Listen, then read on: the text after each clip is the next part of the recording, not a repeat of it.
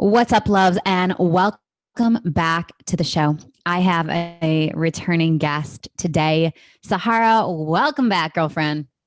Thank you so much for having me. It's an honor to be here again. I feel like every single time I have a conversation with you, whether it's on voice note, via text, or on your podcast or mine, I feel this like energetic injection because you have such potent and powerful energy. So I'm super grateful that I get a little sip of that today. I'll let you sippy sippy. I'm excited for it, Queen. Yeah, I feel like we're like of the same soul vibration that we're like into all of the legit spiritual practices and keeping it grounded and fun and relatable because what is the point if you're taking everything so seriously? You know what? I've often I've been saying to myself recently and asking myself the question, where am I missing the point? Where am I missing the point? Where am I overperforming, over hustling, doing things for reasons other than the agenda of my soul? And it's like a confronting question. It's a Hmm. confronting question because the answers in my experience come so quickly to me when I ask that question. Totally. And I think we're taught to see life through a very, formulaic lens. We're taught to make a pro and cons list and decipher and Mm. be analytical and don't be too emotional and use your head, not your heart. Like we're literally taught these things in school. I remember my dad's like mantra was be rational, not emotional. And I was like, okay, I'll try.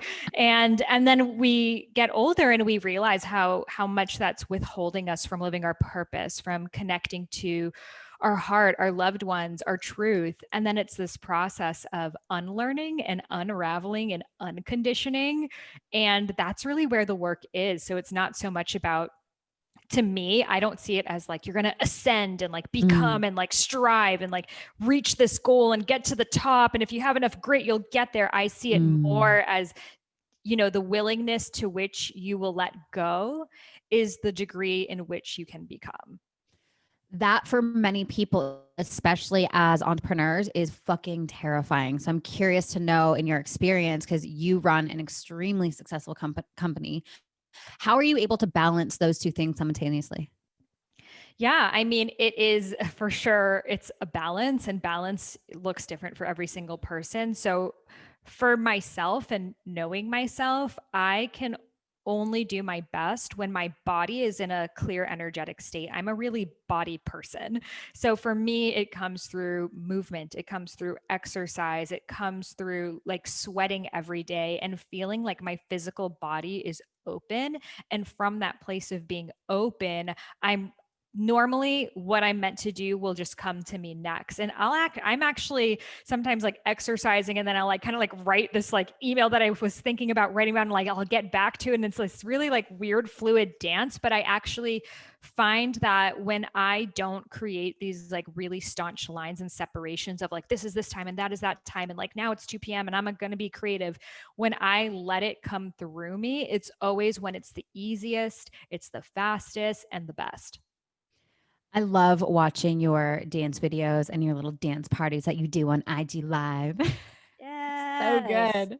Yay. Yeah. I mean, one thing that I write about in my book, and we'll talk about, is this Dharma embodiment practice. So for me, being a very dance body person, I realized that every time I would get out of ecstatic dance, and ecstatic dance, for those of you who don't know, it's this like free form, open dance, you know, party, but quite spiritual. The one rule is you can't talk. So no one is talking. People aren't really even like dancing with each other so much as they're letting themselves go through their own dance journey. And I would realize that every time I would leave ecstatic dance, I was so like glistening with ideas and this desire to create my dream. And it so activated me on a personal and spiritual level that I was like, imagine if, every single time I felt off purpose, like I could never do it, like someone else was already doing it before me, I could get myself into this embodiment practice and then naturally want to take action.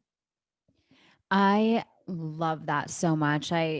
Being a dancer, I find when I'm just emotionally constipated or my mind is spinning or I'm overthinking something, I'm like, I'm just going to take it to the dance floor and I'm just going to move the energy and circulate the energy through my system to create spaciousness. Because I often feel, yeah, there's like this felt sense of like congestion. And in that, there is no spaciousness, for life force, for inspiration, for creativity, for wisdom to flow through the channel. Absolutely. And that's why practices like breath work are so essential. Why, all of these practices, for me, I realized going through my own health journey, understanding about Ayurveda, which is the sister science of yoga based on the mind body connection, doing yoga, that the point of these practices wasn't just so you get better at them. Like you don't do breath work so you Mm. get better at breath work. You don't do yoga so you get better at yoga.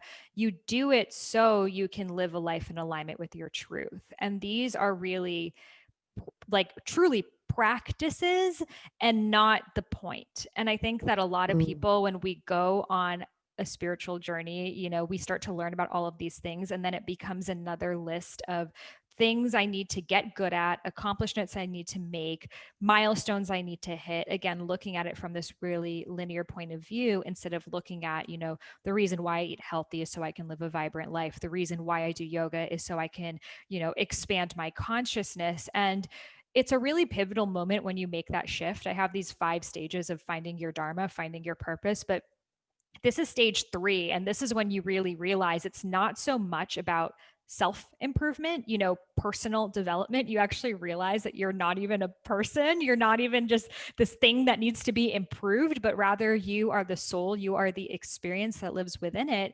And instead of trying to improve yourself, your focus shifts to getting to know yourself. And that makes all the difference. Do you find when people find their dharma, they find the thing that lights them up? Do you ever feel like there's oscillation or toggling in that and a questioning of it? And if so, how do we find deeper clarity?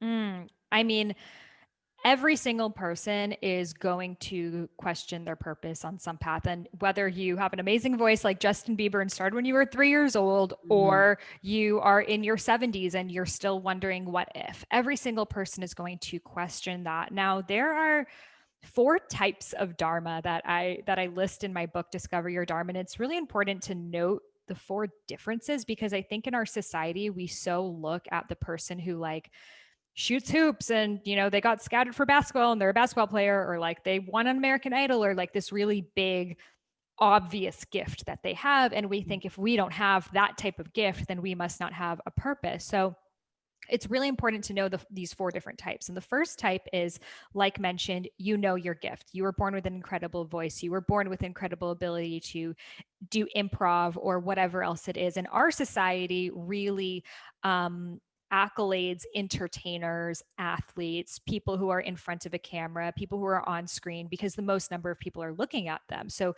many times, as kids today, the number one thing that kids want to be, in fact, 80% of kids that were polled, they want to be YouTube stars, and What? Are you serious? yeah, like that, like when we wanted to be in Hollywood or on Broadway, they 80% of them want to be YouTube Wow. stars, because they're seeing, you know, this person on YouTube looks happy. They look like they're Mm. they're living in purpose. They look like they're living their joy. I want that. And if that means I'm need to be a YouTube star, then I'll be a YouTube star, because they look around them and they don't, we're so separated that you probably only see your parents as kids. And if your parents aren't like super lit up like the YouTube star who's also on video and acting that way, then you think that for me to live on purpose is for me to be in front of a camera, etc. So we all kind of strive towards this one type of dharma, which really isn't for everyone.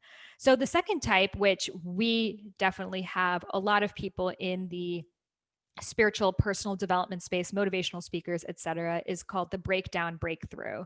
So these are the people who share, I was on my knees praying to God, wondering if there was ever even a chance I'd be able to live again. And suddenly something hit me and I realized I had a purpose. That type of story when we think of, Tony Robbins or Wayne Dyer, etc. So their breakdown facilitated their breakthrough, and they found their mess and their message, their pain and their purpose. And oftentimes use that to then fuel them to serve others who are maybe going through a similar type of breakdown or something else. So, for Mm. yourself, of dealing with eating disorders and hitting rock bottom with your relationship with your body and realizing something needed to change, and then learning how to heal your own relationship with your body and food, and then feeling so motivated and excited to want to share that with other people, and realizing other people needed the help.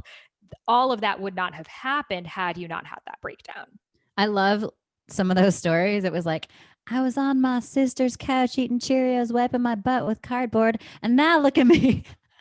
Exactly. And again, we look at those stories too. And now I feel like because almost like motivational speakers and stuff are sort of a new type of celebrity, then we're like, oh shit, if I didn't have a life defining moment like that, I must not have a purpose. Yeah. So a lot of Yeah. people I see, they're like, I feel like my life was just normal and I must not Mm. have a purpose because nothing traumatic happened to me. And then it can kind of turn into this like comparison of traumas of like, well, I had a more traumatic upbringing than you did. So I must have a bigger purpose than you do. And, drowning in 2 feet of water is the same as drowning in 20 feet of water. Every single person has overcome something, and we all need to Mm. hit different points of breakdown. So for Dude, that some, is such an important thing that you just said.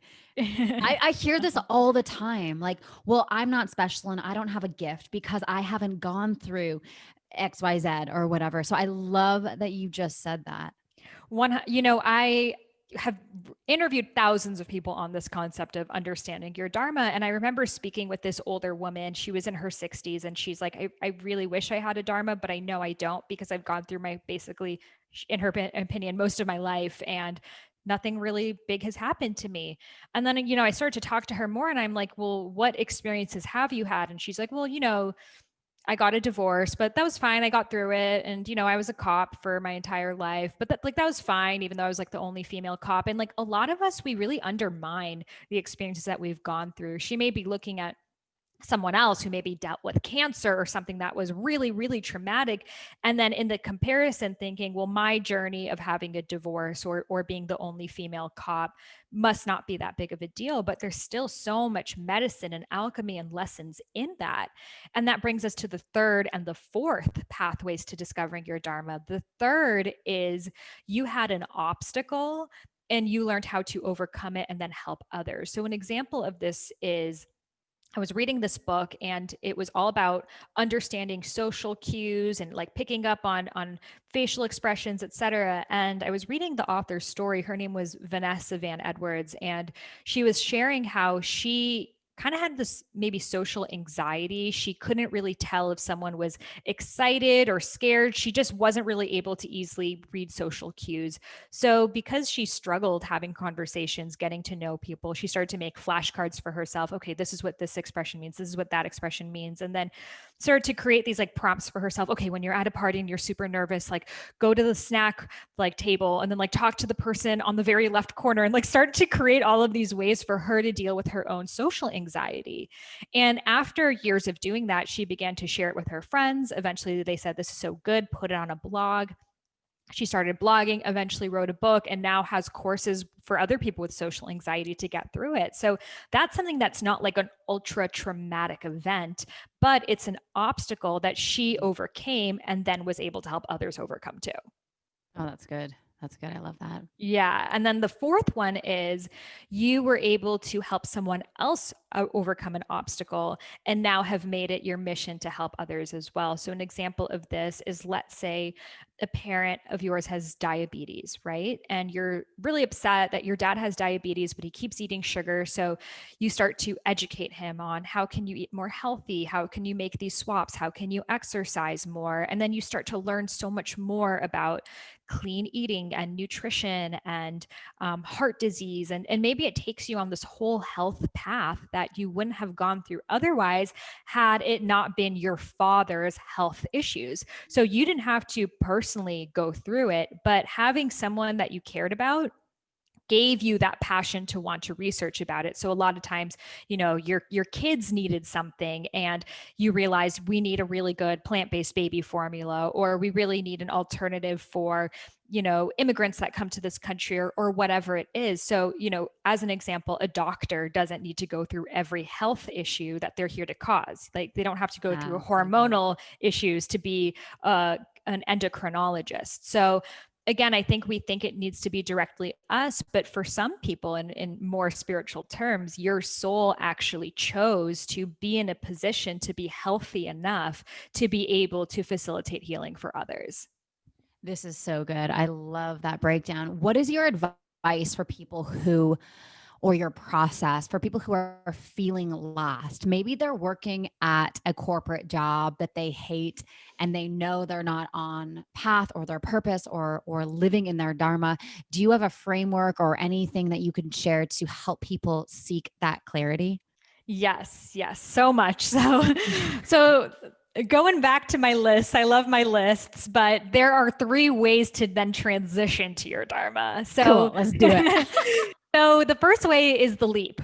That's the one that we often again celebrate in our society, and that's to quit your job cold turkey and try to make it. Maybe you move into your van, you drive across the country, and you're like, I don't care what it takes. I'm willing to take this risk. Now, the pro of that is when you have everything on the line, you're going to make something work. You're going to be your most creative self, your most ambitious self. It's kind of like feels like a life death situation here. So that's really good for people who need that push, for people who do well under pressure, for people who are very fiery, the Pitta dosha in Ayurveda, like an Aries sign. So that's me, girl. yes, I know you've been like traveling the whole year, even though it's just been more for fun. But a lot of people, if they're working at a job that you physically can't be in, I remember I worked at an ad agency when I was in college one summer, and I would literally come home and just cry every single day. Like physically, my body would break down. Just the thought of being in that office felt so contractive to me that I couldn't spend my extra hours working on my blog and trying to figure out my purpose because that was so diminishing of my energy. So if you're in a situation like that, then the leap might be a good option for you. However, if you have kids or you really need that paycheck coming in and you can't like move to Bali or live in a van or like I lived with my grandma, like you can't do something like that. Maybe you have a family that depends on you, or maybe you don't do well under a lot of pressure or stress. Or maybe you want to take more time for yourself to figure out what this purpose is. You want to sign up for courses, programs, internships, etc. Then the leap is not going to be the best decision for you. And it might be the second option, which is the transition. So the transition is kind of like the slow fade away in a breakup, but it's when you start to dabble into what it is that you might want to do. So you might, again, take classes, go to conferences, go to workshops, take odd jobs, side gigs, etc. And first figure out what it is that you might want to do. And then secondly, be able to support yourself with it so you can then comfortably transition. So let's say you want to, be a podcaster. Well, I wouldn't recommend quitting your job and starting your podcast and hoping it just makes it and you just get a bunch of sponsors, because as we know, it takes many years to develop a readership and audience, sponsors, etc. So if let's say that's your goal, the transition would be a better decision for you so you can focus on building the podcast, making it really authentic, not having to make decisions that you might make if you were just like, shit, I need to make as much money on this as possible. And maybe it wouldn't be totally in integrity either. And then can finally be in a position that this podcast can support you and maybe other things around it. And then you can safely do the transition. Now, this does not work for people who need a bit of fire under them. In fact, it's harder than the leap because you're in a comfortable position. And sometimes when you're really comfortable with what you're doing, that sense of urgency isn't there. So let's say you want to write a book. You're going to have to commit to every morning, I'm going to wake up 2 hours earlier and write this book, or every weekend, I'm going to stay in and write this book.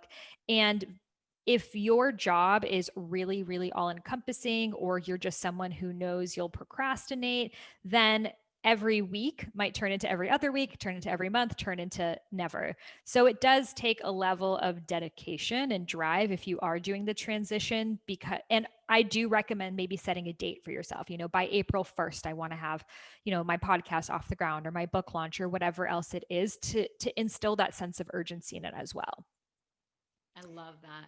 Yes. And then the third is the accidental dharma, which you can't really plan for, but does show up for all of us at some point of our lives in various degrees. So the accidental dharma is when you aren't looking for your purpose, but it just finds you. So an example I share in the book is my friend's uncle was an engineer in his 50s, always been an engineer, never really thought about his purpose or anything else. And the HR team in his company said everyone needed to sign up for an extracurricular activity. So he quote unquote randomly decided he'll do pottery. And he got his hands on that pottery wheel. And as soon as he felt that mud between his fingers and how alive he felt on that wheel, he was like, I need to do this every day.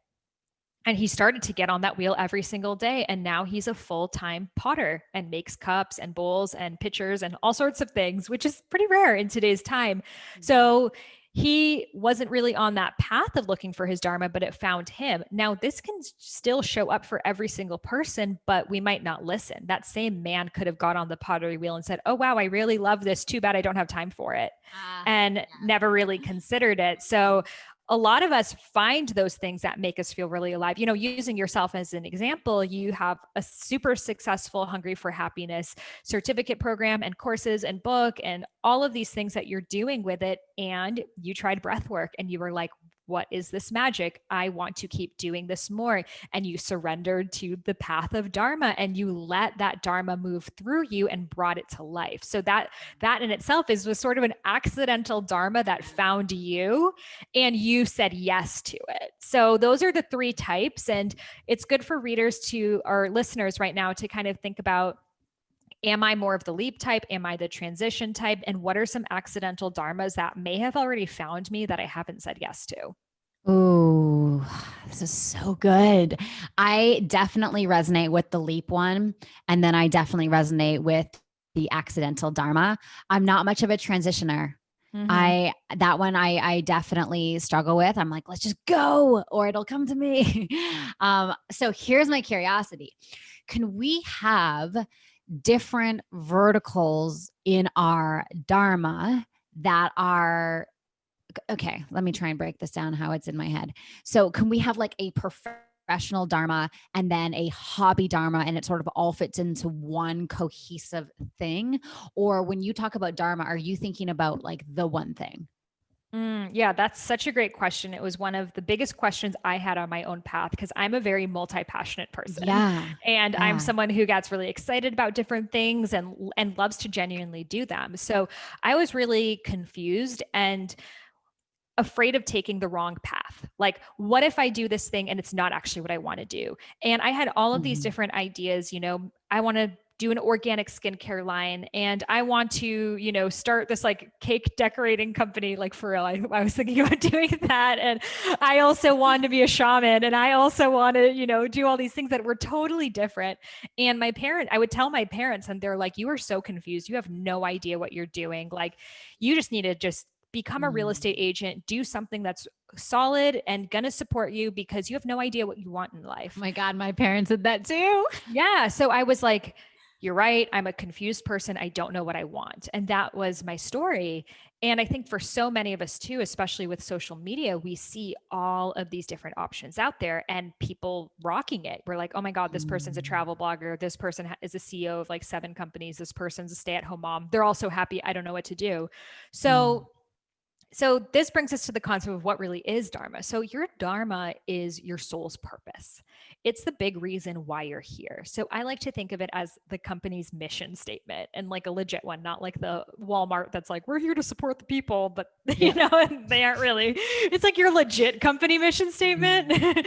So essentially it's your ethos, it's your vibration, it's the unique expression that you can only carry out to the world. So it is something that's much greater than just one career or one role or one job. So, for example, let's say your Dharma is, you know, my Dharma is to raise consciousness and merge ancient and modern spirituality and connect people back to fun, radiance, joy, and their purpose. So, this is my great mission statement, my great Dharma here on this planet. Now, I can do this in many different ways. I can do this through being on this podcast right now. I can do it through writing books. I can do it through dancing and DJing. I can do it through blogging, you know, so many different expressions in which it can take. However, it still falls under my Dharma. So someone's Dharma might be to bring beauty to this world and just make this world a more artistic place, right? And that would be related to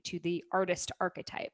So they may be a graphic designer for some years in their lives, and then they might be an interior designer, and then they might be a florist, and then they might be a homemade soap maker, and they may Mhm. choose all of these different things, and they might say, you know what, I suck. I don't have a purpose. I keep changing my mind. I'm so Mhm. confused. Mhm. But actually, the Dharma was the same. It was just the expression of the Dharma shifted. Now, there are three types of people related to the three Ayurvedic doshas, which are the three energy types, which we've spoken about on the other time we podcasted. But those of us who are more airy. So, airy people have a lot of ideas. They're big picture. They're very creative. They're Mhm. very fluid. They're more likely to have many, many different modalities and expressions of their Dharma. So, we definitely have a lot of more of that happening. We're kind of like Vata Pitta. So Mhm. we have these kind of core flagships of who we are. Like for you, it's hungry for happiness, but it's also breath work, but it's also kind of just the way that you show up and your personality too. But it's really all fitting under the same dharma, which is I don't want to put your dharma into words, but like the way that I'm seeing it is you're giving people really tangible tools to connect to their bodies and using their bodies as a pathway towards spirituality, right? And I love that. yeah, like as an example. So, you might later on decide that you want to do a massage school and that you're going to do an acupuncture school and you're going to do this and you're going to do that. And you like to really train teachers too. And so they might show up in so many different ways, but the Dharma is still the same. Now, those who are more pitta, who we also have more fiery, they like to really take action on things. They have an idea and they're like, I'm going to do it. So you had the idea for pause, you fell in love with breath work, and you just did it. You just did the damn thing. You got it done. It birthed through you. And that was through your pitta. So these are people who, you know, they have an idea, they just go for it. And also, the other side of that is sometimes they can stick with something for too long and it might not actually be what's exciting for them anymore. Right. And then for other people, they're more earthy, which is the kapha dosha. So they might find their purpose more so in how they relate to the world, how they connect to others. So Mm. they may be like, I'm confused because I just genuinely love to coach, but I see all of these other people. They have courses and they have books and they have podcasts and all these things. And I feel like I should be doing it, but I really just want to coach. Mm. And that's what their dharma is. It's how they relate to people. So they may be someone who also finds their purpose through motherhood because that's such a huge Mhm. role that they play, that it creates the nurture archetype in all of us, and Yeah. that can lead to other ways that they want to show up in the world. So some of us, again, are going to have so many different expressions of our dharma. For some of us it might just be one, and I love Mhm. sharing this because it gives everyone the permission for like how they're meant to serve and how they're meant to show up. Now, if you are someone who is very multi-passionate and you're like, I'm confused where to start, Mhm. think of, if you had 1 year to live, what would be the thing that you would want to bring to life? Like, what Ooh, would be the thing that's you want good. to leave people with? So, I had this clothing line called Saraswati Couture. It was made out of recycled sari material. It was benefiting victims of sex trafficking. I literally created it from the ground up in India, and it was something I was really proud of. However, the business side of it, I didn't enjoy. My business model was I would vend at music festivals. So I would show up at these music festivals at like 5, 6 in the morning, stand at the booth all day long, say the same exact sentence over and over again, like then be shipping these pants out and like looking at the inventory. And it was so not me being my Mhm. creative self. And even though I loved the mission and the purpose behind it, I knew if I had a year left, this isn't how I want to spend my time. And I had this friend who would vend with me, Yeah. and she loved doing it. She's like, I want to keep doing this for the rest of my life, and I want to grow the business and get it into Mhm. stores. And I was like, I so don't want that for myself. So that was the clear message to me that I love to share my knowledge and wisdom through communication. And even though I wasn't even making money doing that, I set that as my goal of, I want to be able to write a book and be able to be someone who speaks and shares their knowledge versus a product. And now I know this about myself. I'm not a product person, I'm an information person. So Ooh. whatever I do, it needs to come through that modality. How do you find the clarity in your body? How do you, when you check in with like the yes and the no as it pertains to purpose and dharma, what are some pointers? Can you point to that or name that? Totally. So for you, when you think of the feeling of expansion, like the Mhm. physical feeling in your body, what does that feel like for you? my heart is just like, ah, and my arm just want to like stretch open.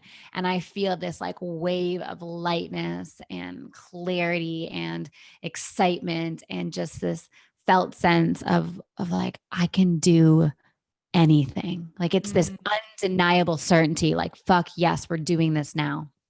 I love that. And so that's your North Star. Now, what things are you doing? Like, when do you get to Mm. that state? Okay. So when I'm surfing, I feel that so much. When I am scripting talks for speaking on stage, when I'm thinking about like crafting what I'm going to deliver, I feel that. I feel that when I'm podcasting. I feel that when I am moving, shaking, dancing. I feel it right after breath work, like right after breath work, undeniable. 10 times out of 10, I'm like, fuck yeah. I'm clear, I'm open, I'm discerning, I'm decisive. I feel it. Yeah, God, it's like I'm very kinesthetic like you. So like anything like snowboarding, getting to the top of the lift and just like carving down the mountain, or hiking up a really hard hike, getting to the top of the hill and just being like, oh my God, like I did that. Like there's a sense of accomplishment. So for me, it's movement, movement, mostly movement, or music. Yeah. I love that so much. Such great descriptions. I love that you know exactly what it is too, which is so important because most Mm, people genuinely don't know what makes them feel expansive. They've never even maybe felt that before. So for you, mm, you've shared like kind of lifestyle practices, hiking, surfing, biking, all of these things, and then also career related ones. So these actually will work simultaneously with each other.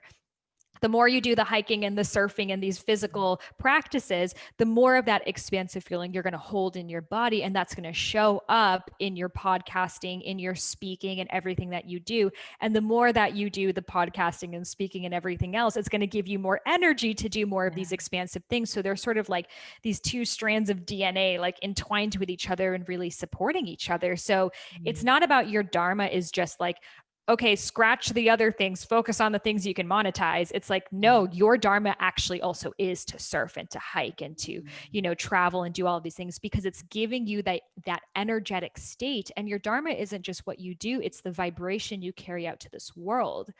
mm, So on a more molecular level, we all know that each of us carries our unique vibration. Water has its own vibration. Everything on this, all physical matter has its own vibration. And when you're in the vibration of expansion, your cells actually, like under a microscope, are moving differently. So mm, you actually are charging where you are and emitting a different frequency, which without even speaking and communicating shifts everyone in your surrounding. And I don't just mean everyone you speak to, it's actually setting a grid. And this may seem mm, really weird and out there, but I'm sure people have felt going to a vortex, going somewhere that they're like there and they're like, this feels really like empowering. I love being here. Like, I just feel energized being here. Well, that mm, means that place is amplified, its vibration is higher, and each of mm, us gets to be our own internal vortex. But that starts by us committing to the practices that we know are going to get us there. Now, mm, on the contrary, our society has taught us that contraction is the norm and that this is how mm, you're supposed to live your life. We literally set up these boxes and cubicles, and then these, like, in a way, that's one gift of COVID is mm, we haven't had to get into the car, which is a box, to the cubicle, which is a box, to the line, to the this, to the that. It's like box after box after box after box. So for you, Sam, what does contraction feel like in your body? Contraction feels like so physically, it feels like there's my connection to source is muted. I feel so fucking human. Like there's no spiritual essence that's running through my cells and pulsating through. It feels very like physical, like 3D. I feel a contraction in my chest, like it's kind of like caving in. There's like a smallness. I can feel my shoulders like coming in. And it's almost like there's an energy, like there's like a wall, like a invisible block in front of my body, and I'm wanting to move forward, and it's just like not allowing me to. Yeah, Mm. so that's what it feels like physically, and the moments that I get in that energy, it's it's honestly like only when I'm in front of my computer and something's happening in my business, Mhm. or I don't know, I had an issue with a team member or a client or whatever it is, and there's like this feeling of like, oh God, like this feels like so intense in my system. Mhm. So yeah, it's like a shrinking essence. Totally. Yeah. Like for me, it feels like when you're just on an airplane for too long and it's like 4 more hours, you're like, Yes, yes, fuck, no. yes, that's And it, your girl. body is just Yes. like, oh my God, remember when I had a bed? Remember when I could just like sprawl out and like jump, and it feels like a distant memory? So, most of us live our lives like that. And then the shell becomes our norm. And then from there, contraction is another shell, and we shrink and shrink and shrink and minimize, minimize, minimize. And Mhm. then expansion feels uncomfortable. It feels Yeah. wrong. It feels unsafe because we're so used to it's like a pistachio that's only been in its shell. It's like, yo, you got to pop open and be experienced. So I like to use those physical indicators as your own compass of what am I doing right now? And is it making me feel more expansive, or is it making me feel more contractive? And if you can just tune into your body of how it's feeling. Now, that's being said, there are still going to be issues in your dharma that are going to make you feel at times contractive.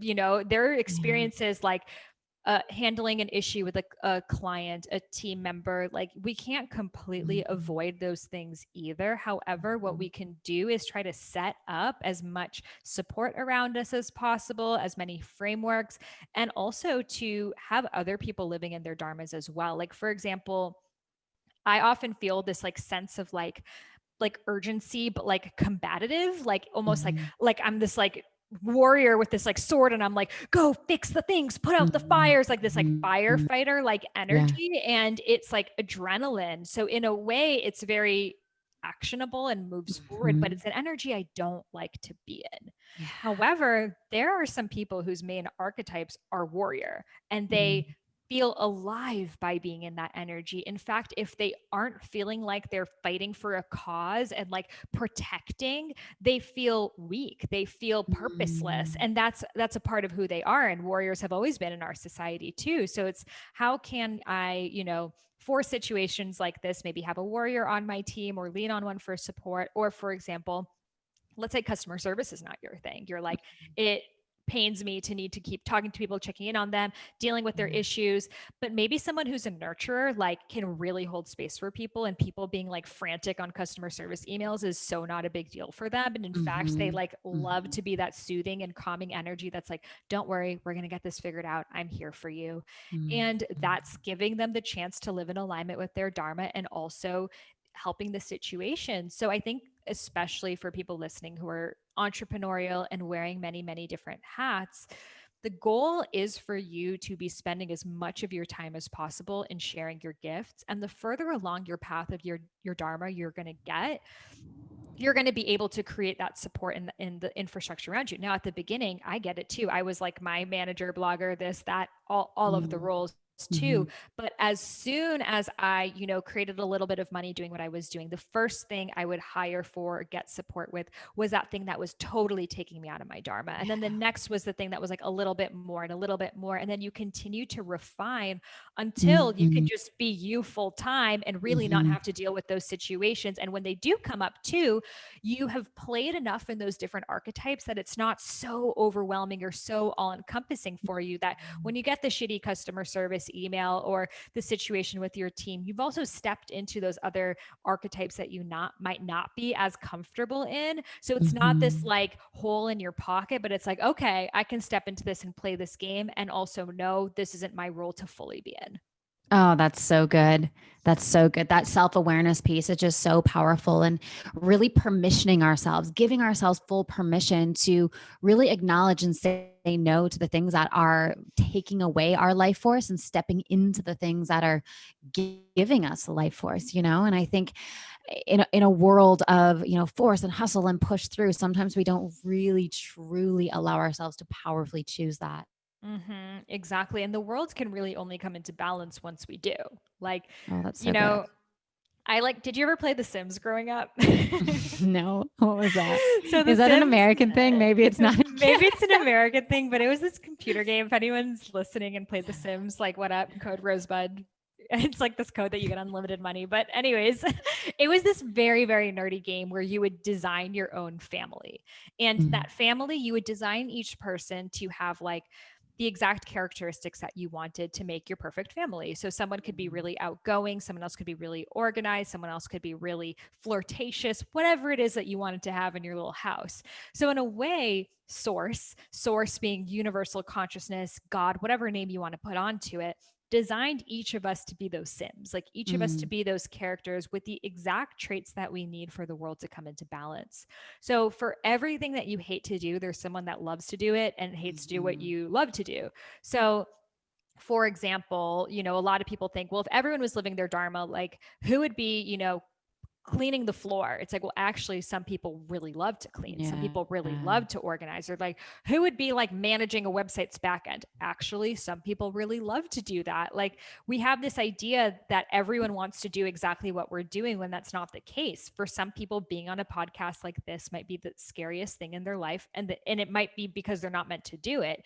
Whereas, for myself, I'm not a super like organized tech person. I can make myself do it, but it's not my dharma. So I'm going to look for the people who feel like so juiced up about like a clean inbox and systems, and let them be in their dharma while I'm in mine, and allow the world to come into balance that way.